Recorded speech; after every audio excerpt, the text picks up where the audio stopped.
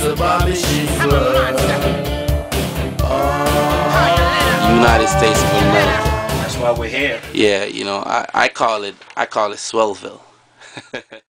You know what I'm saying? But we all call it something else. But in America right now, we're going through a crisis, some will say, you know what I mean? And I got 4 questions for you, you know what I mean? Because, you know, you're a very intelligent man, you know what I'm saying? And you got a lot to say about, you know, about the world and what's going on in it, you know what I mean? Right. The first question I have for you is that, you know, what is your American experience?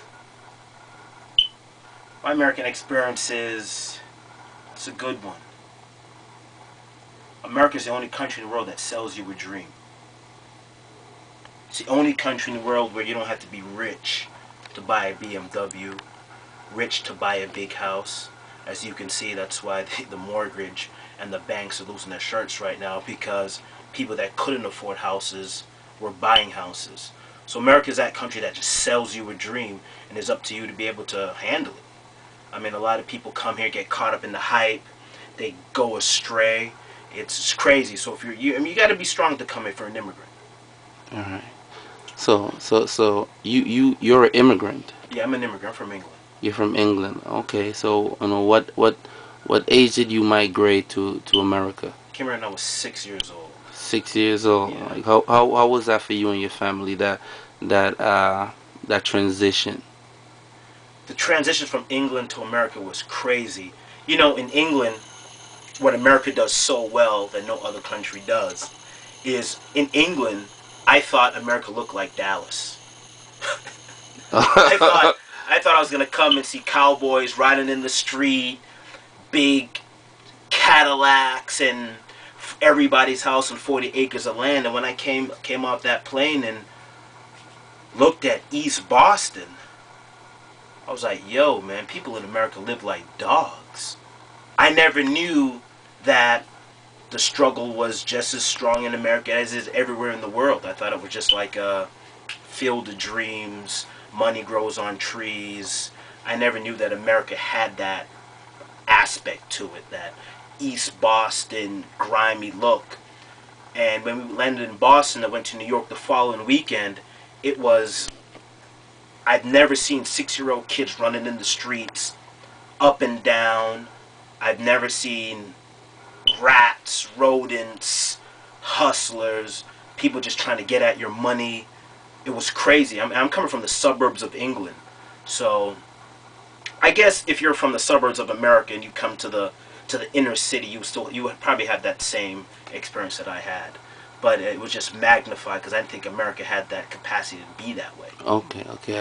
Now I got a question right now. This is the 3rd question, and you know this question affects everyone I know in such a serious way. It's not funny, and you're gonna be surprised at the question. You know, it's what do you think of the raise and the rising gas prices?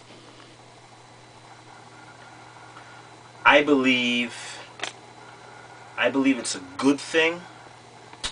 Economically standing. Yeah, I know people are gonna say, yo, this dude's a wacko. I truly believe that it's the only way to really slow down nations that are competing with America on the global market.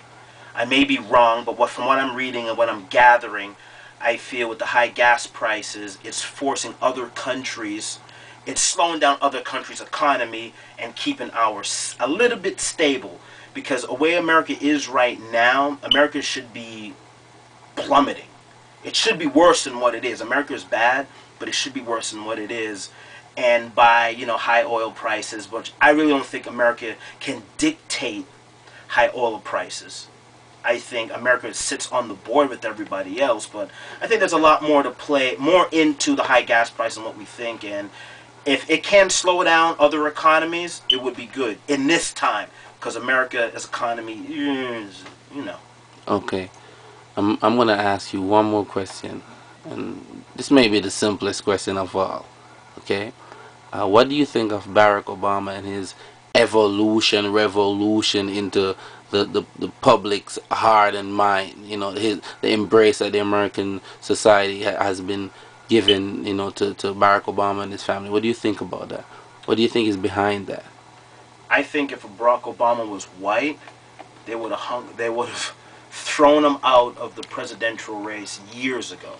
He doesn't stand for anything. During the whole thing with Hillary Clinton, he didn't really show his cards.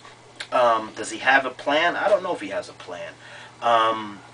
What I think is going to happen with Barack Obama, and you have to contradict yourself when you talk politics. That's just the only way to handle it logically.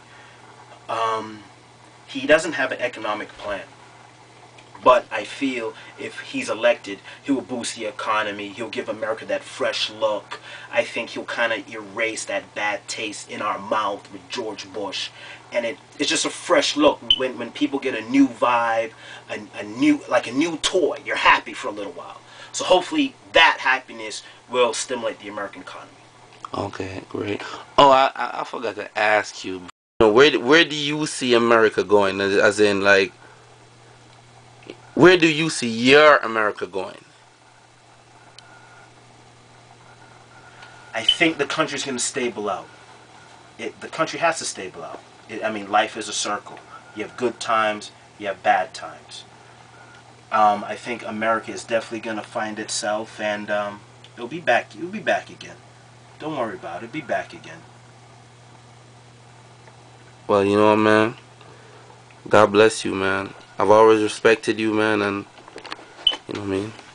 Respect you, man. Hold on a second. Let me check my eyes. Cheers.